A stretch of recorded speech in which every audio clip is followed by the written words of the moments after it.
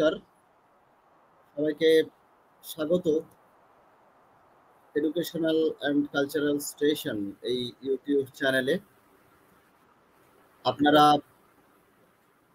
অনেকেই আমাদের এই চ্যানেলে আগে আপনারা দেখেছেন যে আমরা ঘোষণা করেছিলাম পাঠ হিস্ট্রি এই ইউটিউব চ্যানেল এবং এডুকেশনাল অ্যান্ড কালচারাল স্টেশন এই দুটি ইউটিউব চ্যানেলের যৌথ ব্যবস্থাপনায় ইউরোপের ইতিহাসের উপর যে বক্তৃতামালার আয়োজন করা হয়েছে, আজকে সেই আলোচনার প্রথম দিন এবং আজকেই প্রথম দিনে যে বিষয়টি নিয়ে আলোচনা হবে, আপনারা প্রত্যেকেই আমাদের নির্দিষ্ট যে নোটিশ তাতে দেখেছেন ফরাসি বিপ্লবের প্রাককালে ফ্রান্সের সমাজ, এই বিষয় নিয়ে আলোচনা হবে। এবং এই ইউরোপের ইতিহাস যে বক্তৃতামালা, সেখানে 10টি বিষয়ের উপর আলোচনা হবে এবং 10টি বিষয় অত্যন্ত গুরুত্বপূর্ণ। আপনারা দেখেছেন আমাদের কমিউনিটি পেজে সেই 10টি বিষয় আমরা শেয়ার করেছি, কোন কোন বিষয়ের আলোচনা হবে। আমরা অত্যন্ত আনন্দিত, আমাদের মধ্যে আজকে রয়েছেন রামকৃষ্ণ মিশন বিদ্যামন্দির কলেজের ইতিহাস বিভাগের অন্যতম অধ্যাপক গৌতম মুখোপাধ্যায় স্যার। স্যারের কাছে, স্যার নমস্কার, স্যারের কাছে আমরা কৃতজ্ঞতা জানাই এই কারণে, আমরা অনুরোধ করেছিলাম স্যারকে ইউরোপের ইতিহাস নিয়ে আলোচনা করার জন্য, এবং আমরা একটা অভাব অনুভব করেছিলাম ইউটিউব চ্যানেলে ইতিহাসের বিভিন্ন আলোচনা থাকা সত্ত্বেও ইউরোপের ইতিহাস নিয়ে বিস্তৃত আলোচনা কিন্তু খুব কম রয়েছে। আমাদের অনেকেই আমাদের কাছে অনুরোধ করেছিলেন যে ইউরোপের ইতিহাসের উপর যদি একটা লেকচার সিরিজের আয়োজন করা যায়। সেই জন্যই আমরা স্যারকে অনুরোধ করেছিলাম যে যদি ইউরোপের ইতিহাসের উপরে একটা লেকচার সিরিজ স্যার প্রোভাইড করেন তাহলে খুব ভালো হয়। এবং আমাদের অনুরোধে স্যার অত্যন্ত ব্যস্ততার মাঝেও সময় করে তিনি আমাদের অনুরোধে এই আলোচনা করতে রাজি হয়েছেন। সেই জন্য আমরা স্যারের কাছে কৃতজ্ঞ এবং স্যারকে অনেক অনেক ধন্যবাদ জানাই। আজকে যে বিষয়টি আলোচনা হবে ফরাসি বিপ্লবের প্রাককালে ফ্রান্সের সমাজ, এই বিষয়ের আলোচনাতে আমরা সরাসরি চলে যাব, কারণ ইতিমধ্যে আমরা দেখতে পাচ্ছি আপনারা অনেকেই যুক্ত হয়ে গেছেন। আমরা আর বেশি সময় নেব না, শুধু এটুকু অনুরোধ করব যে আমাদের যে আলোচনা চলছে, যে 10টি আলোচনা এই ইউরোপের ইতিহাসের উপর অনুষ্ঠিত হবে, আপনারা প্রত্যেকে মন দিয়ে এই আলোচনা শুনবেন এবং আপনাদের কোনো মতামত থাকলে অবশ্যই জানাবেন। আমরা সরাসরি এবার আলোচনায় চলে যাব। আমরা অধ্যাপক গৌতম মুখোপাধ্যায় স্যারকে অনুরোধ করব তার আলোচনা শুরু করার জন্য। স্যার।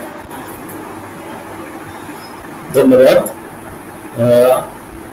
সকলকে আন্তরিক শুভেচ্ছা জানাচ্ছি। আজকে আমাদের আলোচ্য যে বিষয়টা নেওয়া হয়েছে ফরাসি বিপ্লবের প্রাককালে ফ্রান্সের সমাজ, সেই বিষয়ে আজকের আলোচনা। সেই আলোচনাতে সরাসরি প্রবেশ করার আগে ইউরোপের ইতিহাস, বিশেষ করে আধুনিক ইউরোপের যে ইতিহাস, সেটা সম্পর্কে আলোচনার ক্ষেত্রে কয়েকটা দিক আমি একটু তুলে ধরতে চাইব, যেটা আমাদের বিশেষ করে এই আলোচনার ক্ষেত্রে একটি গুরুত্বপূর্ণ বিষয় হয়ে দেখা দেবে। এখন সেক্ষেত্রে যেটা আমি বলতে চাইব সেটা হচ্ছে যে ইউরোপের ইতিহাস বোঝবার ক্ষেত্রে আমি আমার দীর্ঘ অভিজ্ঞতায় দেখেছি ছাত্রছাত্রীদের ক্ষেত্রে অনেক সময় একটা ভীতি কাজ করে যে ইউরোপের ইতিহাস পড়তে গিয়ে অনেক অংশ দুর্বোধ্য ঠেকছে বা অনেক অংশ বোঝা যাচ্ছে না, শুনলেই একটা কিরকম অস্বস্তি। তার একটা প্রধান কারণ, বিশেষ করে এটা ইতিহাসের যে কোনো চ্যাপ্টারের ক্ষেত্রেই খুব জরুরি, সেটা হচ্ছে যে একটা যে বিবর্তন বা ক্রমানুসারে যে ইতিহাসটাকে বোঝা। আমরা যদি যে কোনো সিলেবাস দেখি তাহলে দেখবো যে সিলেবাসে কতগুলো বিষয়কে নির্দিষ্ট করা হয়ে থাকে, যে বিষয়গুলো আমরা পড়তে চাই বা পড়তে থাকি। আবার কখনো কখনো পরীক্ষার প্রশ্নপত্র অনুসরণ করে কোনো কোনো বিষয়কে বেশি গুরুত্ব দিই, কোনো কোনো বিষয়কে কম গুরুত্ব দিই, আবার কোনো কোনো বিষয়কে বাদ দিয়ে দিই। এখন সেক্ষেত্রে আমরা যে বিষয়গুলোকে একেবারে বাদ দিয়ে ফেলি, ইতিহাসের ক্রম বা যেটাকে ক্রোনোলজি বলে, সেই ক্রোনোলজিটাকে বুঝবার ক্ষেত্রে কিন্তু এটা একটা খুব গুরুত্বপূর্ণ বিষয় হয়ে ওঠে। অর্থাৎ আমরা বাদ দিলাম, কিন্তু ইতিহাসের ক্রোনোলজিটাকে বুঝবার ক্ষেত্রে সেই বিষয়টি হয়তো অত্যন্ত জরুরি বা অত্যন্ত গুরুত্বপূর্ণ, কিন্তু আমরা সেটাকে ওভারলুক করে চলে গেলাম। ইউরোপের ইতিহাসের ক্ষেত্রে এটা আরো বেশি করে খাটে এই কারণে যে এই জিনিসটা করতে গিয়ে কোনো কোনো জায়গা থাকে যেটা একেবারেই আমাদের বোধের বাইরে থেকে যায়, যা ফলশ্রুতি হিসেবে বুঝবার ক্ষেত্রে একটা বিরাট ফাঁক থেকে যায়। সেই জায়গাটাকে আমাদেরকে মাথায় রাখতে হবে। যেমন আমি দেখছিলাম ফরাসি বিপ্লবের সিলেবাসে কোথাও কোথাও এরকম রয়েছে বিপ্লবের প্রাক্কালে সমাজ ব্যবস্থা, তারপরেই বিপ্লব, তারপরেই সন্ত্রাসের শাসন। কিন্তু মাঝখানে ঘটে যাওয়া যে বহু ধরনের ঘটনা পরম্পরা, সেটাকে যদি না বোঝা যায়, যেমন সংবিধান সভা, সেটাকে যদি আমি খুব ভালো করে না বুঝি, পরবর্তীকালে নেপোলিয়ন বুঝবার ক্ষেত্রে আমার সমস্যা দেখা দেবে। ঠিক সেই রকম ভাবে ফ্রান্সের যে ইতিহাস, আধুনিক ফ্রান্সের যে ইতিহাস, ফরাসি বিপ্লবের যে ইতিহাস, তার একটা কালানুক্রমিক ইতিহাস, কালানুক্রমিক গল্প রয়েছে। সেটা খুব ভালো করে আমাকে বুঝবার চেষ্টা করতে হবে। এখন ফ্রান্সের ইতিহাসের ক্ষেত্রে বিশেষ করে আমরা অনেক সময় ফ্রান্সের একটা আর্থ-সামাজিক সংকটের কথা বলি এবং সেখান থেকে রাজনৈতিক সংকটে রূপান্তরের কথা বলি। কিন্তু ফ্রান্সের যে সমাজ, ফরাসি বিপ্লবের প্রাক্কালের যে সমাজ, সেই সমাজ কিন্তু ফ্রান্সের, সেই সামাজিক পরিকাঠামো কিন্তু ফ্রান্সে দীর্ঘদিন ধরে চলে আসছিল বা তার অস্তিত্ব ছিল। তাহলে প্রশ্ন হলো যে 1789 যখন বিপ্লব হচ্ছে, তার আগে যদি ফ্রান্সের সমাজ ব্যবস্থা প্রায় একই থেকে থাকে, তাহলে তার আগে বিপ্লব হলো না কেন? তা যদি প্রশ্ন করি যে 1789 খ্রিস্টাব্দের আশপাশের সময়ে কি এমন ঘটেছিল যেটা কিনা বিপ্লবের অনুকূল একটা পরিস্থিতি তৈরি করেছিল, অর্থাৎ তার মানে 1789 যে সমকালীন ইতিহাস, সেই ইতিহাসের মধ্যে এমন কিছু লুকিয়ে রয়েছে যে ইতিহাসটা ফরাসি বিপ্লবের যে আউটব্রেক বা আউটব্রেক অফ ফ্রেঞ্চ রেভলিউশন, সেটাকে বোঝবার ক্ষেত্রে সহায়তা করতে পারে। তার মানে একাধিক পরিকাঠামো, সামাজিক সংকট, অর্থনৈতিক সংকট, রাজনৈতিক সংকট, সেগুলো একসঙ্গে মিলেমিশে বিপ্লবের জন্ম দিয়েছিল। কিন্তু তার মানে এই নয় যে এগুলো কতগুলো পয়েন্টের মতো, যে ফ্রান্সের যে বিপ্লব তার কারণ কি কি, না সামাজিক সংকট, অর্থনৈতিক সংকট, রাজনৈতিক সংকট। একদিকে বলা যেতে পারে যে প্রত্যেকটা সংকট একটার সঙ্গে আরেকটা ওতপ্রোতভাবে জড়িয়ে ছিল। আরেক দিক থেকে বলা যেতে পারে যে এই প্রত্যেকটা সংকটের গুরুত্ব পৃথক ধরনের ছিল। কোন কোন ঐতিহাসিক সামাজিক সংকটকে গুরুত্ব দিয়েছেন, যেমন বিশেষ করে যারা মার্ক্সবাদী ইতিহাস চর্চা করেছেন, তাদের মধ্যে রয়েছেন প্রখ্যাত ঐতিহাসিক জর্জ লেফেব্রে। তিনি যেমন সামাজিক সংকটকে বিশেষ করে গুরুত্ব দিয়েছেন, তেমনি রাজনৈতিক সংকটকে অনেকে বেশি করে গুরুত্ব দিয়েছেন। সামাজিক সংকটের তত্ত্বকে তারা অনেকেই মানেন না। অর্থাৎ এই যে সামাজিক লড়াই, সামাজিক গোষ্ঠীগুলোর মধ্যে কার যে দ্বন্দ্ব, সেই দ্বন্দ্বটাই যে ফ্রান্সের এই বৈপ্লবিক পরিস্থিতির পিছনে কাজ করেছিল, এমনটা মনে করার সবসময় কোনো কারণ নেই।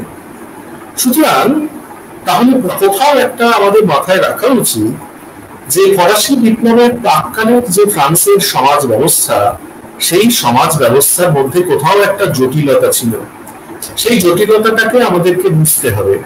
অর্থাৎ সেখানে খুব স্ট্রেট ওয়ে যদি আমি ফ্রেঞ্চ সোসাইটিটাকে ভাগ করে ফেলি, যেরকম আমরা ছোটবেলা থেকে শুনে আসছি যে যাজক অভিজাত এবং যাজক অভিজাত ছাড়া বাকি জনসাধারণ, তাহলে কিন্তু এই ডিভিশনটা খুব একটা অতি সরলীকরণ হয়ে যাবে।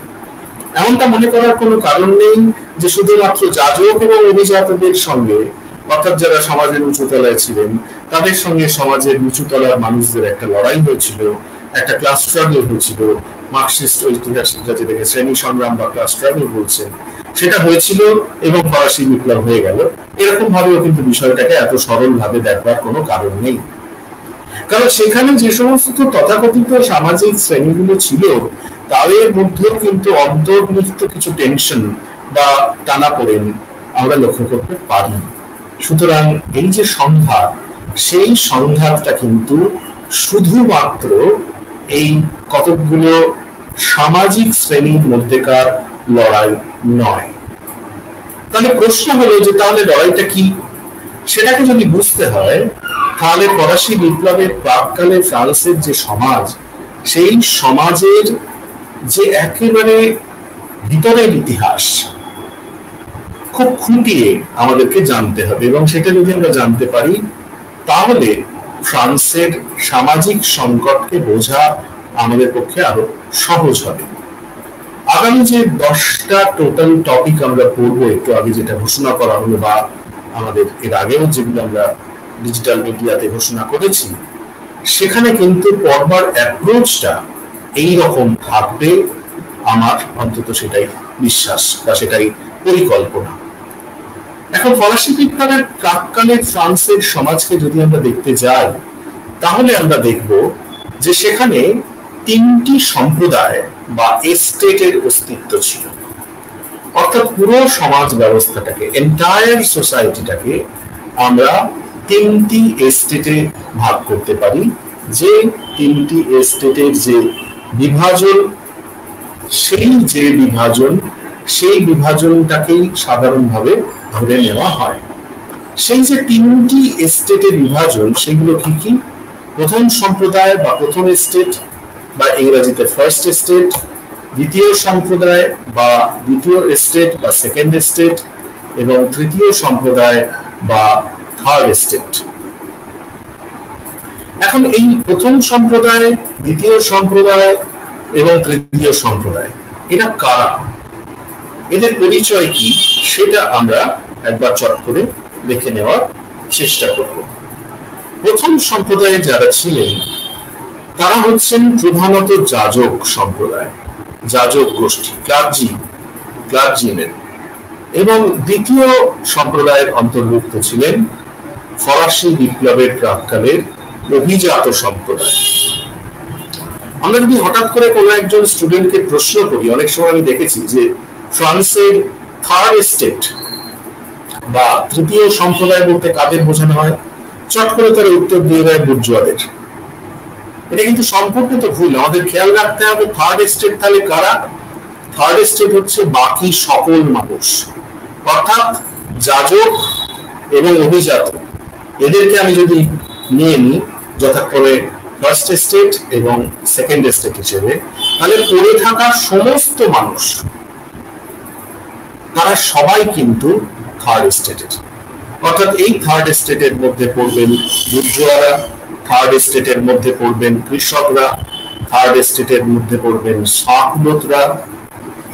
যারা যেখানে রয়েছেন যাজক অভিজাত বাদ দিয়ে সকলেই কিন্তু এই তৃতীয় সম্প্রদায় বা থার্ড এস্টেটের মানুষ।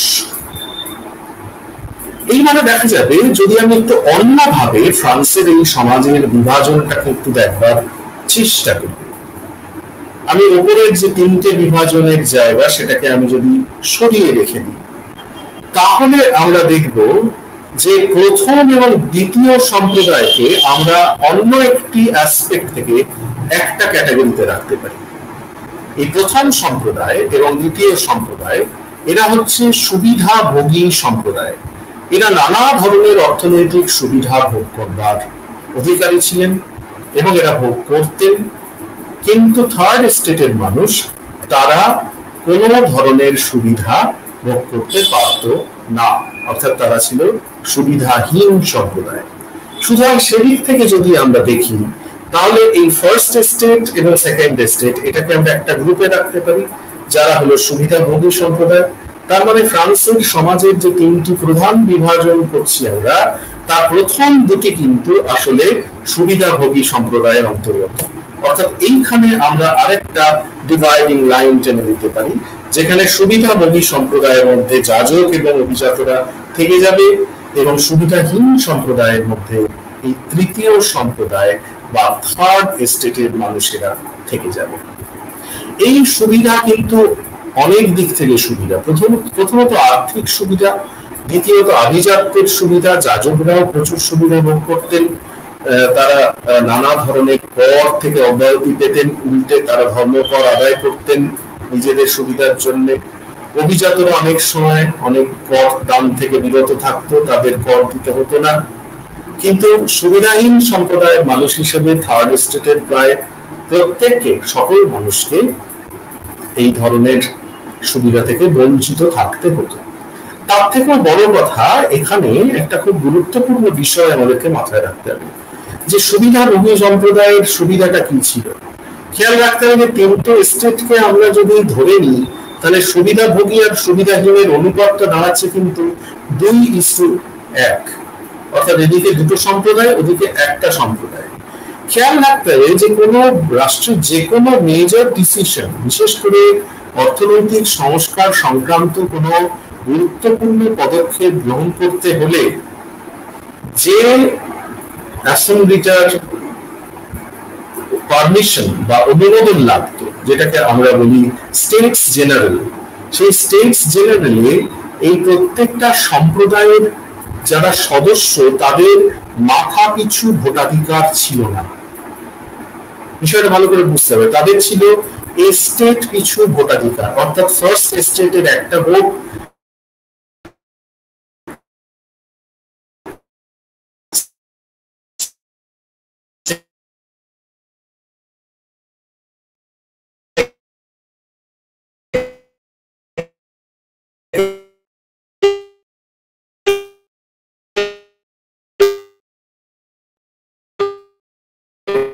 স্টেটের একটা ভোট দেখে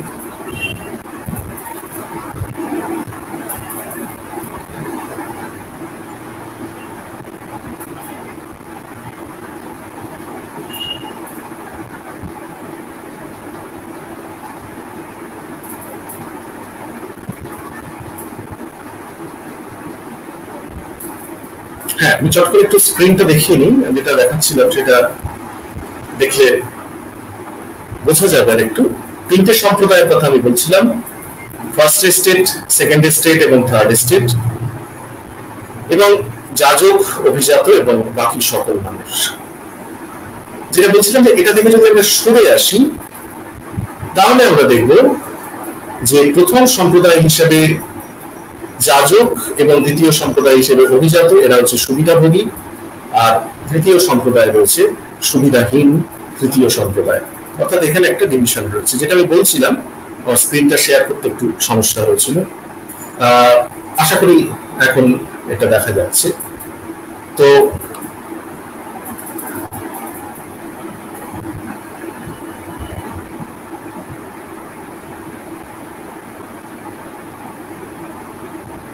হ্যাঁ, আমি চলে আসছি স্ক্রিনে আবার। তো আমি যেটা বলছিলাম যে এই যে সুবিধাহীন সম্প্রদায় এবং সুবিধাভোগী সম্প্রদায়, এই দুটোর মধ্যে যে তফাৎটা রয়েছে, বিশেষ করে যখন স্টেটস জেনারেলের অধিবেশন ডাকা হতো, তখন প্রথম সম্প্রদায় এবং দ্বিতীয় সম্প্রদায়ের পিছু একটা করে ভোট থাকতো। তাহলে 2:1 হলে সুবিধাভোগী সম্প্রদায়ের পক্ষে সবসময় দুটো ভোট, অর্থাৎ স্টেটস জেনারেলের অধিবেশন হলে সুবিধাহীন সম্প্রদায় সবসময় সংখ্যায় বেশি হলেও ভোটের দিক থেকে মাইনরিটি।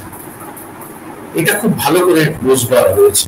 তার কারণ হচ্ছে ফ্রান্সের যে কোনো সিদ্ধান্তের ক্ষেত্রে এই সুবিধাহীন সম্প্রদায় এবং সুবিধাভোগী সম্প্রদায়ের লড়াই যদি হয়, অলওয়েজ, প্রত্যেকটা সময় এই সুবিধাভোগী সম্প্রদায় তাদের সিদ্ধান্তের দিক থেকে জিতে যাবে এবং সুবিধাহীন সম্প্রদায় ভোটাধিকার প্রয়োগ করতে গেলে একটি মাত্র ভোট প্রয়োগ করতে পারবে এবং তারা পরাজিত হবে। এইরকম একটা পরিস্থিতি যখন আমরা দেখতে পাচ্ছি ফ্রান্সে, সেই সময়ে কিন্তু একটা অত্যন্ত গুরুত্বপূর্ণ সংকট ঘনীভূত হচ্ছে।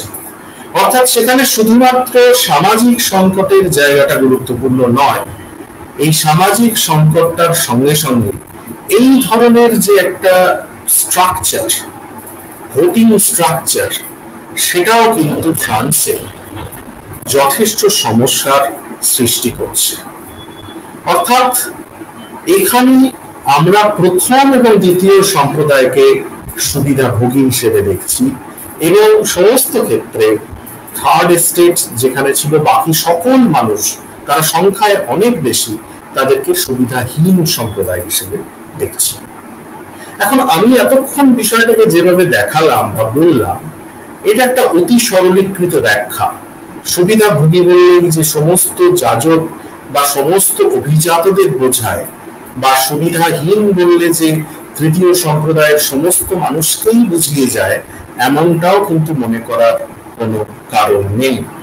সেটা আমরা জানবো কি করে, সেটা আমরা বুঝবো কি করে? সেটা আমরা বুঝতে পারবো আমরা যদি প্রত্যেকটা সম্প্রদায়, অর্থাৎ ফার্স্ট স্টেট, সেকেন্ড স্টেট এবং থার্ড স্টেট, এদের সম্পর্কে পরিষ্কারভাবে আলোচনা করি বা সুসংবদ্ধভাবে আলোচনা করি, তাহলে কিন্তু আমরা এই জিনিসটা খুব পরিষ্কারভাবে বুঝতে পারবো।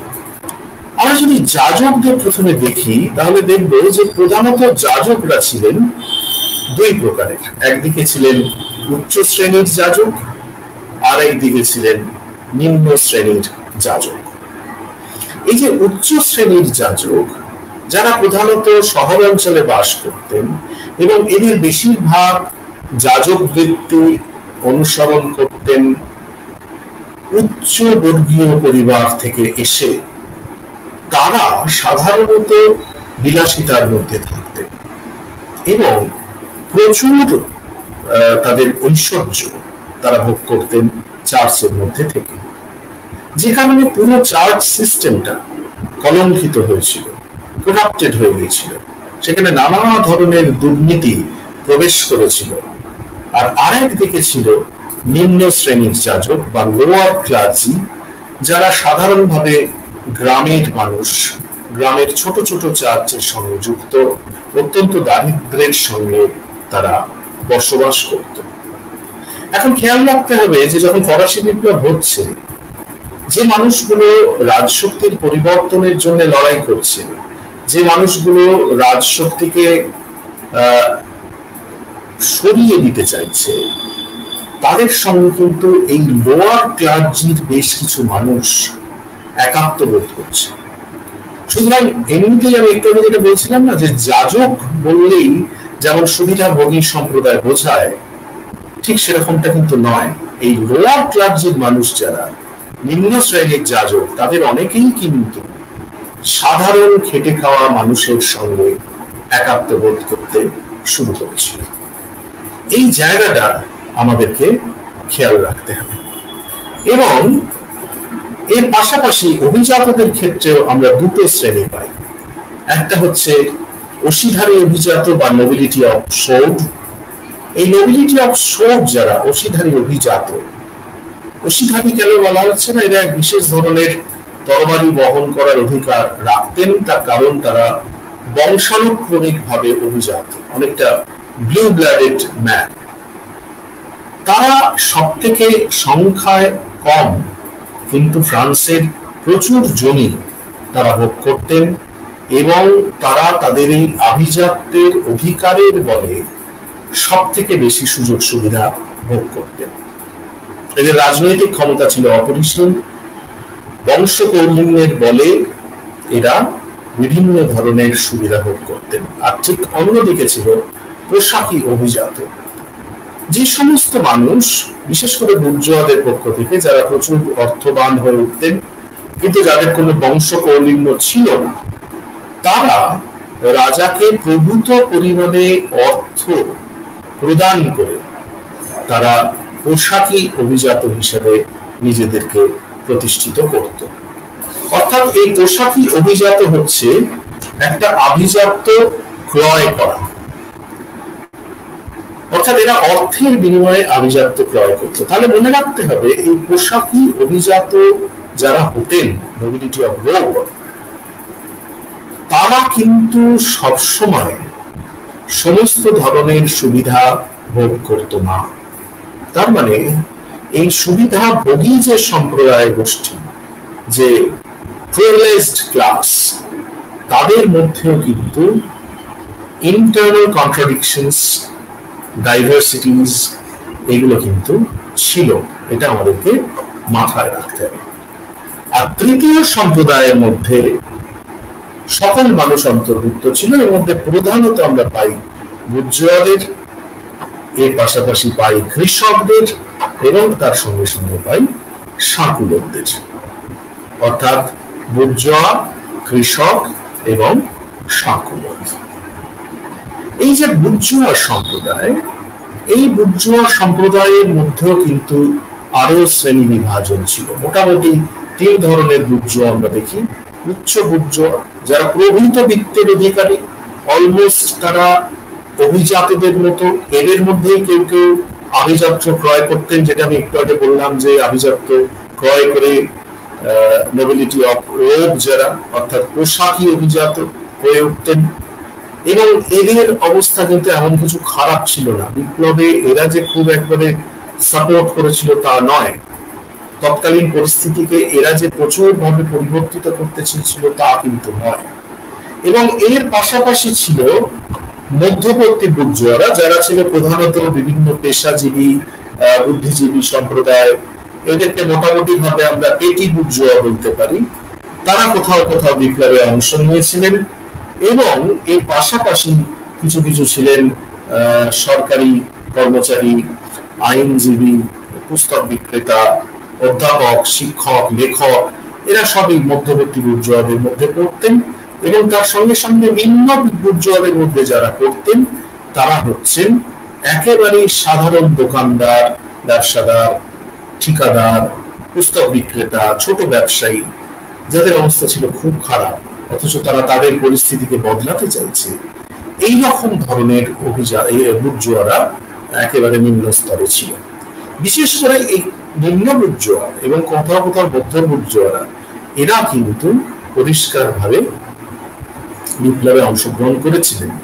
এবং জর্জ লেফেনফোর্ড দেখাচ্ছেন যে কৃষকদের একটা অংশ যারা একটু সমৃদ্ধশালী, তারাও কিন্তু গ্রাম্য বুর্জোয়াদের মতো তারাও কখনো কখনো এই ফরাসি বিপ্লবে অংশগ্রহণ করেছিলেন।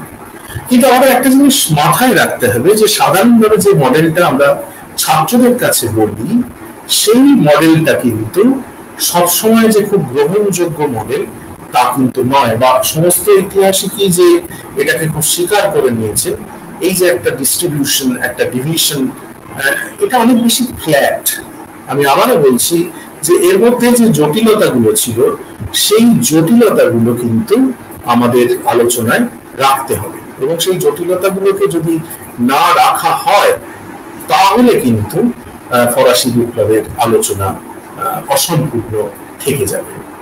এখন সেই জটিলতাগুলো কি কি, আমরা যদি সেদিকে আসি, তাহলে প্রধানত দেখব আমরা যে এই যে বুর্জোয়া সম্প্রদায়ের সঙ্গে অভিজাত এবং যাজকদের লড়াই, বা তাদের যে একটা সংঘাত, যেটাকে ফরাসি বিপ্লবের একটা প্রধান শ্রেণী সংঘাত হিসেবে দেখা যাচ্ছে বা দেখানো হচ্ছে, এইটা কিন্তু সবসময় সঠিক না।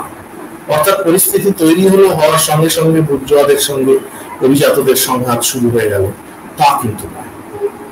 আমাদেরকে খেয়াল রাখতে হবে যে ফরাসি বিপ্লবের সূত্রপাত সেটা কিন্তু হয়েছিল অন্যভাবে, অন্য তার ইতিহাস বা তার ঐতিহাসিক ধারা। কিরকম সেই ইতিহাস?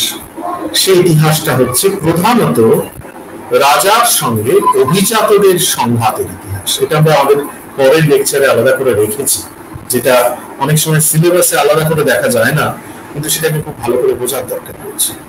এই রাজার সঙ্গে অভিজাতদের সংঘাতের ইতিহাসটাকে যদি ভালো করে আমরা লক্ষ্য করি, তাহলে দেখব যে এই সংঘাতের প্রথম দিকে কিন্তু অভিজাতরা রাজার বিরুদ্ধে লড়াই করছে। সেখানে কিন্তু থার্ড এস্টেটের মানুষদের, ইভেন বুর্জোয়াদেরও কোনো উপস্থিতি নেই। অর্থাৎ বিপ্লবের এই পর্যায়ে শুরু হচ্ছে কিন্তু রাজার সঙ্গে অভিজাতদের সংঘাত।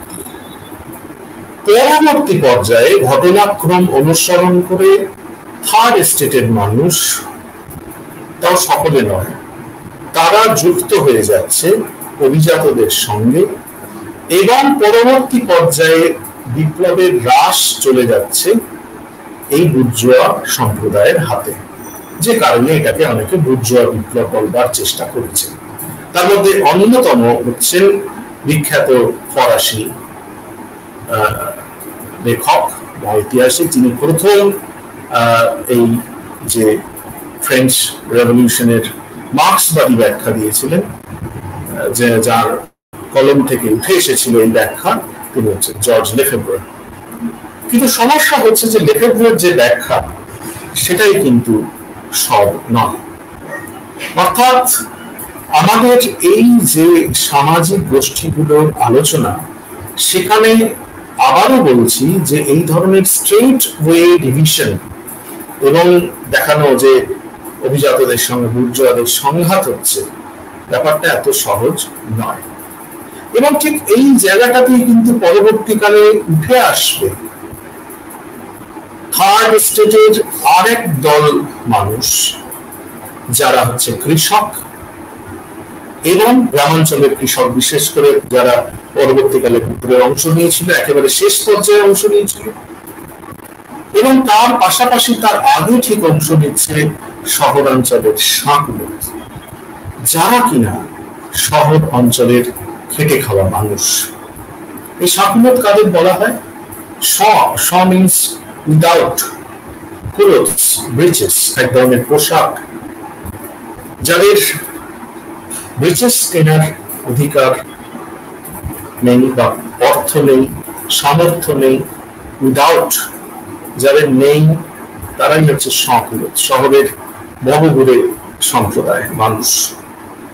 তারা বিপ্লবে অংশ নিয়েছিল। কেন না, ফরাসি বিপ্লবের প্রাককালে যখন আর্থিক সংকট হচ্ছে, সামাজিক দাঙ্গা হচ্ছে, তারা রুটির জন্য লড়াই করছে, তাদের ঘরের মেয়েরা রুটি ছিনিয়ে নেওয়ার জন্য রাস্তায় মারামারি করছে, রক্তগঙ্গা বইছে। তারা একটা বেটার লাইফ লিড করতে চাইছে, আর একটা উন্নততর জীবন, যে জীবনের সন্ধান তারা অথচ পড়াশোনা করে জেনেছে তা নয়। কিন্তু তারা দেখছে যে বুর্জোয়া সম্প্রদায় যারা এই অধিকারের জন্য লড়াই করছে, তাদেরকে যদি সমর্থন করা যায়, almost all of them were influenced by the bourgeoisie. তারা প্রচন্ডভাবে ইনফ্লুয়েন্সড হচ্ছে এবং লড়াই করছে। এক একটা পর্যায়ে কিন্তু এই এক একটা গোষ্ঠী এগিয়ে আসছে, বা এক একটা অঞ্চলে এক একটা গোষ্ঠী এগিয়ে আসছে। এটা আমাদেরকে খেয়াল রাখতে হবে। এটা খুব ইন্টারেস্টিং জায়গা ফ্রেঞ্চ রেভলিউশনের। অর্থাৎ এই যে সোশ্যাল স্ট্রাকচার, এর মধ্যে একটা স্ট্রেট ওয়ে হায়ারার্কি বা অতি সরলীকৃত একটা উঁচু থেকে নিচু পর্যন্ত ক্রম হ্রাসমান ক্ষমতা রয়েছে, এরকম ভাবে যদি আমরা সরলীকৃত করে ফেলি, তাহলে কিন্তু জিনিসটা একেবারে ঠিক নয়। এবং এখানে আমরা আরো কতগুলো বিষয় একটু দেখতে পাই।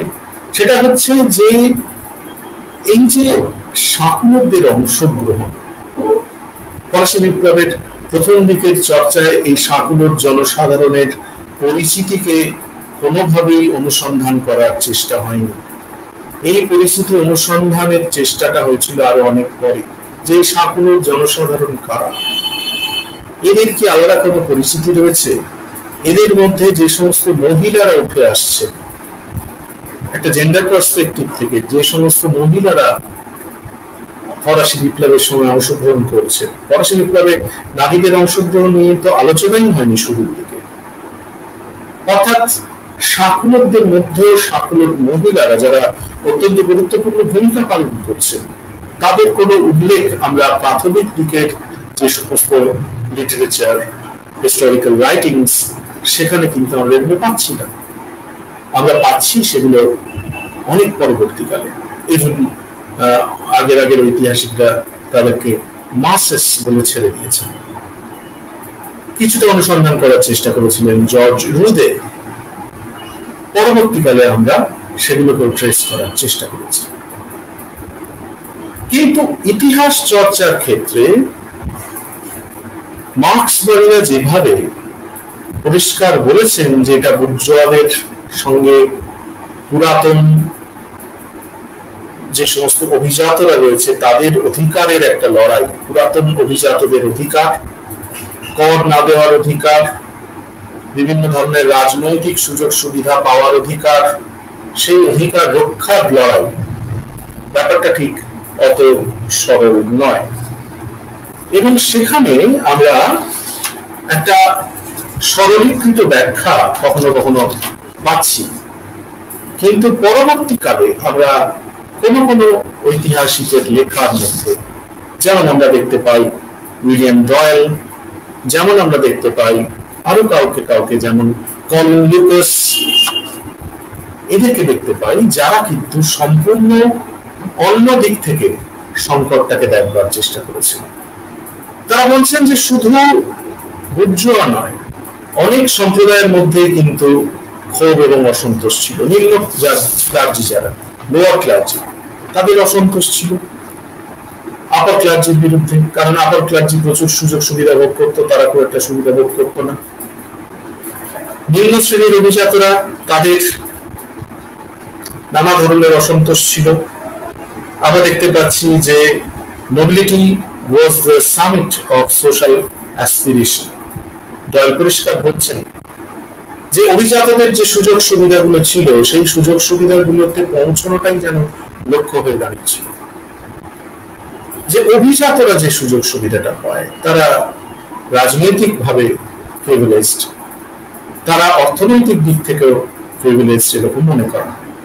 কিন্তু সমস্ত অভিজাতই কি অর্থনৈতিক দিক থেকে এতটাই ধনী ছিল? সমস্ত নোবিলিটি অফ সোল বা অশীধারী অভিজাত, যারা পুরাতন অভিজাত, তারা সকলেই কি রাজনৈতিক দিক থেকে এতটা শক্তিশালী ছিল? এটা নিয়ে কিন্তু সংশয়ের অবকাশ রয়েছে এবং অনেকেই এই সংশয়ে দেখাবার চেষ্টা করছে।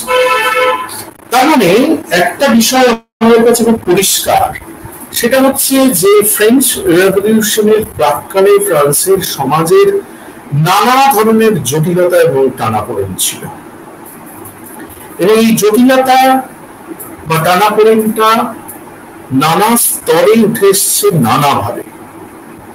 সেই জন্য আমাদেরকে ফরাসি বিপ্লবের ক্রোনোলজিক্যাল হিস্ট্রি, সেটাকেও খুব ভালো করে বুঝতে হবে।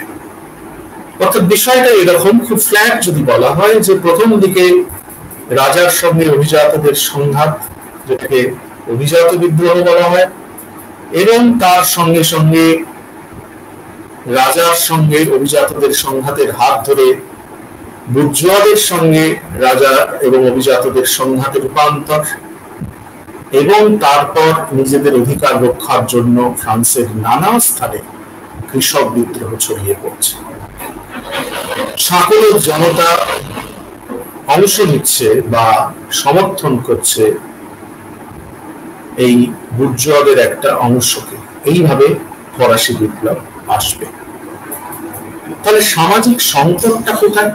এই যে আমরা এতক্ষণ আমাদের টাইটেলের মধ্যে সামাজিক সংকট বা আমাদের আলোচনার মধ্যে সামাজিক সংকটের কথা বলছি, সংকটটা তাহলে কোথায়? লেখকরা যেভাবে দেখবার চেষ্টা করেছেন যে সমাজের এমন কিছু মানুষ ছিলেন, বিশেষ করে উচ্চ বুর্জোয়ারা, যারা অর্থনৈতিক দিক থেকে অগ্রসর, যারা শিক্ষা দীক্ষার দিক থেকে অগ্রসর, যারা যথেষ্ট শক্তির অধিকারী, আর্থিক দিক থেকে শক্তির অধিকারী, তাদের সামাজিক অধিকার একেবারেই ছিল না। এক্সিস্টিং পলিটিক্যাল স্ট্রাকচারটা was not in favor, তাদের অনুকূলে ছিল না। এইটা তাদের কাছে একটা বিরাট সমস্যার জায়গা। এবং বলা হচ্ছে যে এই সমস্যাটা থেকে বেরিয়ে আসার জন্যই রাজতন্ত্রের পরিবর্তন আনার জন্যই তারা নাকি বারবার লড়াই করার চেষ্টা করেছেন এবং পুরাতন তন্ত্রের বিরুদ্ধে তারা লড়েছে। অর্থাৎ এই যে পুরাতন ব্যবস্থাটাকে তারা সরিয়ে দেওয়ার চেষ্টা করেছে। এই ব্যাখ্যাও কিন্তু সর্বাংশে সত্য নয়। তার কারণ হচ্ছে যে বুর্জোয়াদের মধ্যে সকলেই যে এক্সিস্টিং সোশিও পলিটিক্যাল স্ট্রাকচার নিয়ে অসন্তুষ্ট ছিল এমনটা মনে করার কোনো কারণ নেই। অনেকের মধ্যে সন্তুষ্টি ছিল, অনেকের মধ্যে অসন্তুষ্টি ছিল। এখন তাহলে প্রশ্ন হলো, কাদের মধ্যে সন্তুষ্টি ছিল, কাদের মধ্যে অসন্তুষ্টি ছিল? আমরা ফরাসি বিপ্লবের ক্রমিক ইতিহাস যখন পড়ব, এগুলো আমরা পয়েন্ট আউট করার চেষ্টা করব। অর্থাৎ অভিজাত মাত্রই সে রাজার পক্ষে বা পুরাতন ব্যবস্থার পক্ষে, যাজক মাত্রই পুরাতন ব্যবস্থার পক্ষে, বুর্জোয়া মাত্রই সে পুরাতন ব্যবস্থার বিপক্ষে, এই ধরনের ব্যাখ্যা যদি আমরা ভাবি বা মনে করি, তাহলে সেটা একটা অতি সরলীকৃত ব্যাখ্যা হবে। এবং সংকটটা ঘনীভূত হচ্ছিল কিন্তু সমাজ থেকে নয়, সংকটটা ঘনীভূত হয়েছিল কিন্তু অর্থনীতি থেকে, যেটা যে প্রসঙ্গ আলোচনা করে আমি আজকের আলোচনার ইতি টানব। কিছুটা সময় এই দিকে আমি একটু আত্মনিয়োগ করবো। সেটা হচ্ছে যে তাহলে সংকটটা তৈরি হলো কিভাবে? সাধারণভাবে বলা হয় যে অভিজাতদের সঙ্গে রাজার যে লড়াইয়ের সূত্রপাত, সেটাই সংকট। সাধারণ মানুষ রাজবিরোধী ছিল না। অভিজাতদের সঙ্গে রাজার লড়াই যদি শুরু না হতো, তাহলে ফ্রেঞ্চ রেভলিউশন সেই মুহূর্তে আসতই না। রাজার সঙ্গে অভিজাতর সংকট কেন তৈরি হলো বা সংঘাত কেন তৈরি হলো? তার প্রধান কারণ হচ্ছে রাজার আর্থিক সংকট, অর্থনৈতিক সংকট। অর্থনৈতিক সংকটের কারণ, তার কারণ হচ্ছে বেহিসেবি ব্যয় এবং তার সঙ্গে সঙ্গে অনাবশ্যক যুদ্ধে জড়িয়ে পড়া। যেমন আমেরিকার স্বাধীনতা যুদ্ধে ফ্রান্স অংশগ্রহণ করেছিল, কোনো লাভ ছিল না, কোনো আর্থিক লাভ হয়নি, কোনো ইন্টারেস্ট ফুলফিল হয়নি, উল্টে বেশ কিছু খরচ হয়েছে। আর রাজ পরিবারের বিলাসিতা, রাজকার্য পরিচালনায় অনাবশ্যক ব্যয়, ব্যয় সংকোচের কোনো ধরনের সদিচ্ছা রাজতন্ত্রের ছিল না, যার ফলে রাজার রাজকোষ শূন্য হয়ে পড়ে, রাজার হাতে টাকা নেই। এই যে পরিস্থিতিটা, এই পরিস্থিতিটাকে বেরিয়ে আসার দুটো মাত্র রাস্তা ছিল। এক হচ্ছে হয় ব্যয় কমানো, যেটার দিকে রাজার কোনো মাত্র লক্ষ্য ছিল না। তাহলে দ্বিতীয় একমাত্র রাস্তা যেটা খোলা রইল, সেটা হচ্ছে আয় বাড়ানো। আয়ের উৎস কি? আয়ের উৎস বিভিন্ন ধরনের কর আদায় করা, বিভিন্ন সম্প্রদায়ের থেকে, মানুষের কাছ থেকে কর আদায় করা। এখন কর আদায় করতে গেলে বেশিরভাগ কর কারা দিত? থার্ড স্টেটের মানুষ, তৃতীয় সম্প্রদায়ের মানুষ। প্রথম এবং দ্বিতীয় সম্প্রদায়ের মানুষ সেভাবে কর দিত না। কিন্তু তৃতীয় সম্প্রদায়ের মানুষের কাছ থেকে কর আদায় করতে গেলে পরিস্থিতি এমন একটা পর্যায়ে পৌঁছে গিয়েছিল যে সেটা আর প্রায় সম্ভব ছিল না। অর্থাৎ তারা তাদের কর প্রদানের চরমতম সীমায় পৌঁছে গিয়েছিল, একটা এক্সট্রিম পজিশন, তাদের ক্যাপাসিটির একেবারে লাস্ট স্টেজে তারা পৌঁছে গিয়েছিল। তাহলে প্রশ্ন হলো যে তারা যদি আর কর দিতে না পারে, তাহলে সেকেন্ড অপশন কি হতে পারে, সেকেন্ড সোর্স কি হতে পারে? আমাদের পরে আলোচনা আমরা দেখাবো, আজকে সংক্ষেপে জাস্ট একটু ছুঁয়ে রাখি সংকটটা বোঝাবার জন্য। সেটা হচ্ছে যে রাজার যারা অর্থমন্ত্রী ছিলেন, পরপর অনেকেই অর্থমন্ত্রী হিসেবে এসেছেন, আজকে আমি সেই ডিটেল আলোচনায় যাচ্ছি না, তারা ঘুরে ফিরে একটাই জিনিস সাজেস্ট করেছেন, যে সেটা হচ্ছে যে অভিজাতদের উপরে যদি সামান্যতম হলেও কর চাপানো যায়, তাহলে রাজার অর্থনৈতিক সংকটের মীমাংসা অনেকটাই হয়ে যাবে। প্রশ্ন এখানে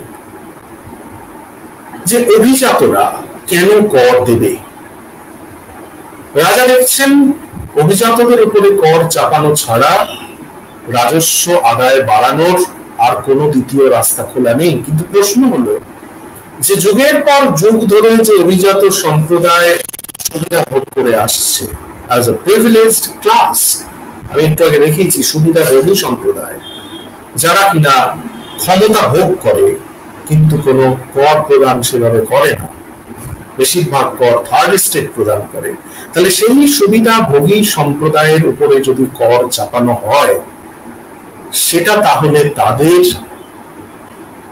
বহুদিন ধরে চলে আসা যে সুবিধা ভোগ অধিকার তার উপর হস্তক্ষেপ। প্রশ্নটা কিন্তু খেয়াল রাখতে হবে এখানে সামর্থ্যের নয়। অভিজাতদের যে কর দেওয়ার সামর্থ্য নেই এমনটা নয়। অভিজাতরা কর প্রদান করছে মানে তারা মনে করছে যে এই কর প্রদান তাদের বিশেষ সুবিধাকে হরণ করছে, কেড়ে নিচ্ছে। এটা তাদের আভিজাত্যের অপমান। তারা রাজার বিরুদ্ধে দাঁড়াচ্ছে। বারবার যখন রাজা কর চাপাতে চাইছেন, তারা একটাই শর্ত দিচ্ছেন যে কর ব্যবস্থার সংস্কার করা যাবে, কিন্তু সেটা রাজার ঘোষণা দিয়ে হবে না।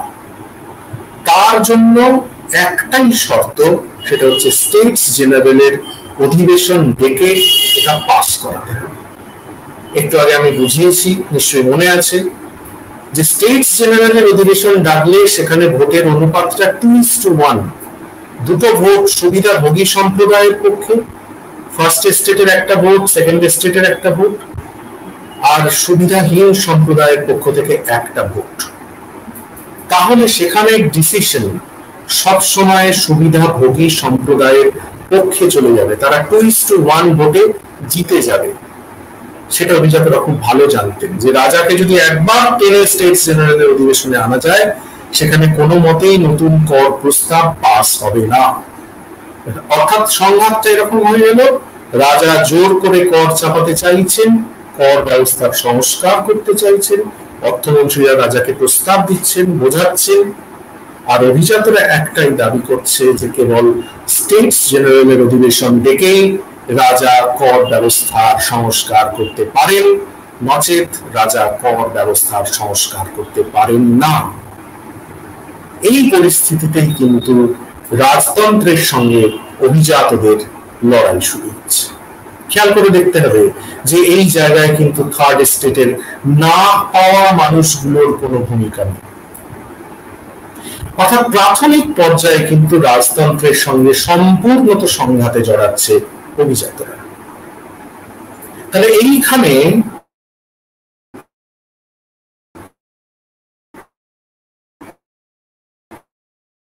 একটা এখানে নয়, এই যে সামাজিক সংকটের জায়গাটা যেহেতু এখানে ততটা প্রকট নয়, তাই প্রাথমিক পর্বে এই অর্থনৈতিক সংকটটাই কিন্তু একটা রাজনৈতিক সংকটের জন্ম দিচ্ছে।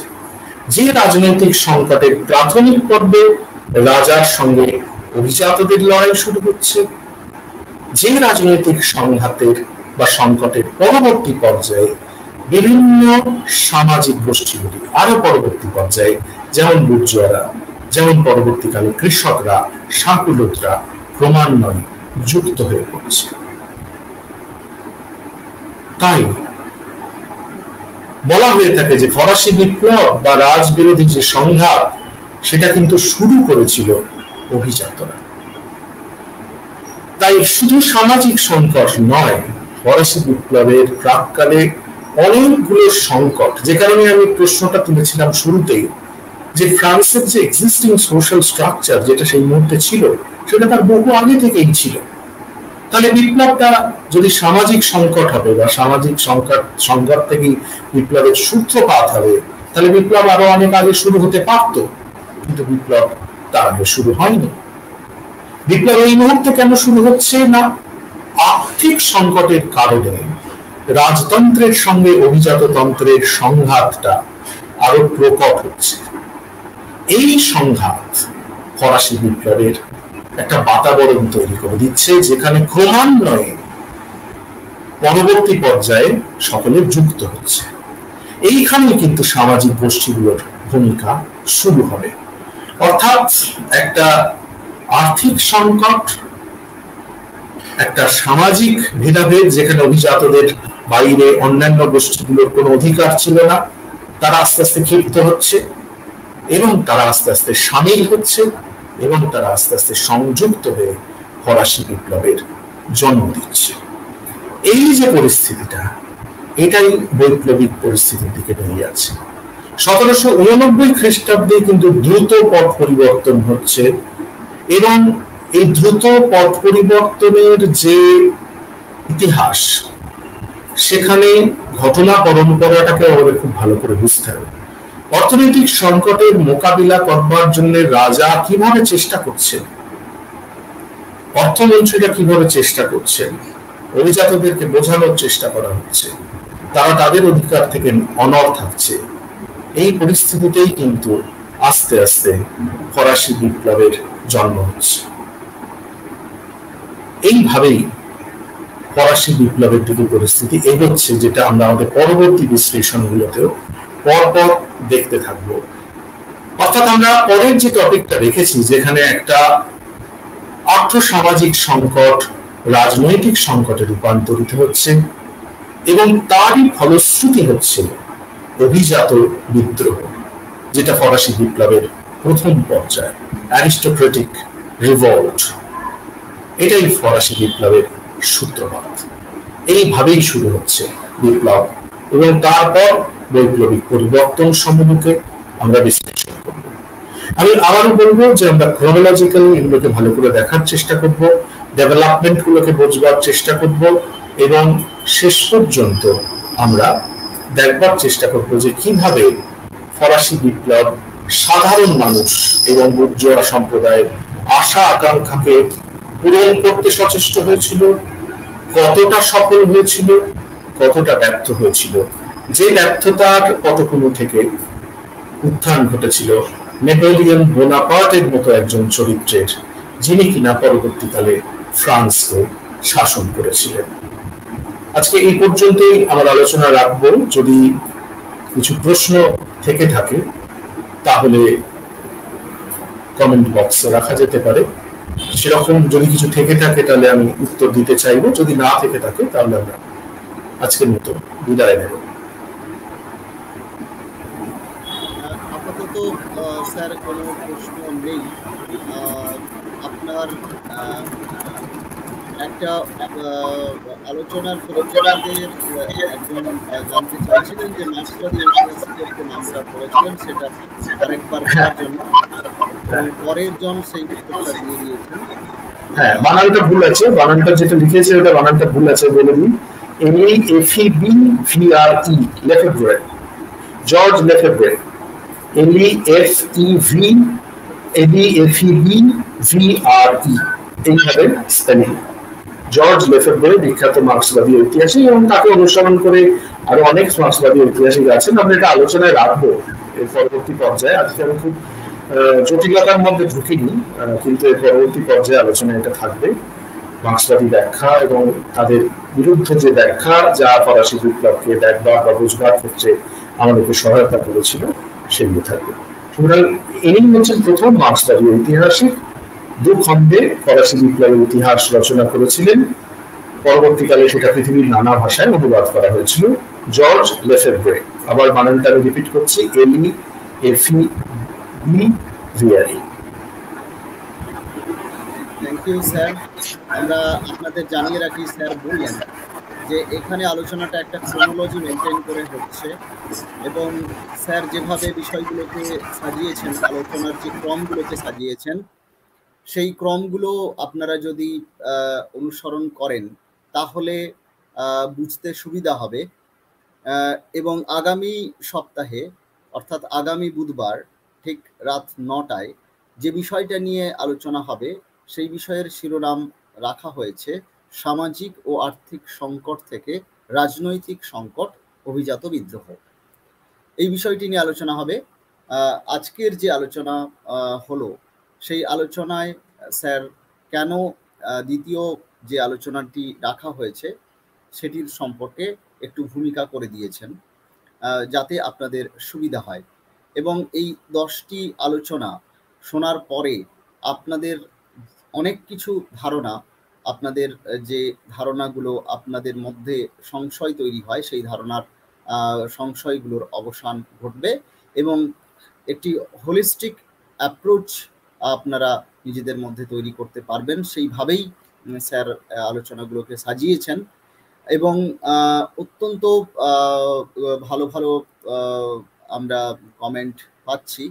তার মধ্যে একজন লিখেছেন যে বিএ অনার্স পাঠ খুবই গুরুত্বপূর্ণ এবং আরেকজন লিখেছেন যে প্রাসঙ্গিক একটি বিষয়, স্যারের বক্তৃতা আয়োজন করার জন্য ধন্যবাদ, স্যারের বক্তব্যের অপেক্ষায়। অবশ্যই আজকে প্রথম বক্তৃতা হলো এবং আরো 9টি আলোচনা পরপর আসবে। আরেকজন লিখেছেন স্যার খুব ভালো পড়ান, আমি আপনার ভিডিও দেখি। নিশ্চয়ই উনি পাঠ হিস্ট্রির কথা বলছেন। পাঠ হিস্ট্রিতে স্যার নিয়মিত আলোচনা করেন এবং পাঠ হিস্ট্রির যে অভিনব উদ্যোগ যেটা লকডাউনের সময় শুরু হয়েছে এবং পাঠ হিস্ট্রি চ্যানেলে স্যার নিয়মিত যেভাবে ইন্ডিয়ান হিস্ট্রি, ইউরোপের হিস্ট্রির উপর আলোচনা করে চলেছেন, যারা ইতিহাসের ছাত্র রয়েছেন এবং ইতিহাসের অনুরাগী রয়েছেন, তারা অবশ্যই চ্যানেলটি একবার ভিজিট করবেন, তাহলে বুঝতে পারবেন যে কি সুন্দরভাবে স্যার বিভিন্ন বিষয় আলোচনা করেছেন অত্যন্ত সংক্ষিপ্তভাবে, কিন্তু সেই সংক্ষিপ্ত পরিসরের আলোচনার মধ্যেও এমন কিছু বিষয় তিনি আলোচনা করে দিয়েছেন যেগুলি অত্যন্ত গুরুত্বপূর্ণ এবং অনেক মূল্যবান। স্যারের এই যে প্রয়াস, তার জন্য স্যারকে আমরা কুর্নিশ জানাই এবং অনেক ধন্যবাদ জানাই। যারা ইতিহাসের ছাত্র এবং যারা ইতিহাসের অনুরাগী, তাদের জন্য স্যারের যে এই কন্ট্রিবিউশনটা সত্যি আমাদের কাছে অনেকটাই মূল্যবান এবং এই কন্ট্রিবিউশনটার জন্য স্যারকে আবারও আমি অনেক অনেক ধন্যবাদ জানাচ্ছি।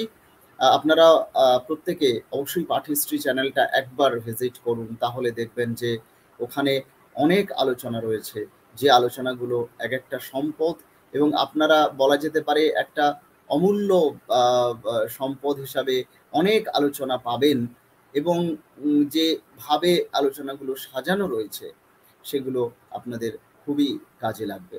আজকে আমরা স্যারকে অনেক ধন্যবাদ জানিয়ে, আপনাদের প্রত্যেককে ধন্যবাদ জানিয়ে এবং আগামী বুধবার ঠিক রাত 9টায় আলোচনা শোনার আমন্ত্রণ জানিয়ে আমরা আজকের এই অনুষ্ঠানটা এখানেই শেষ করছি।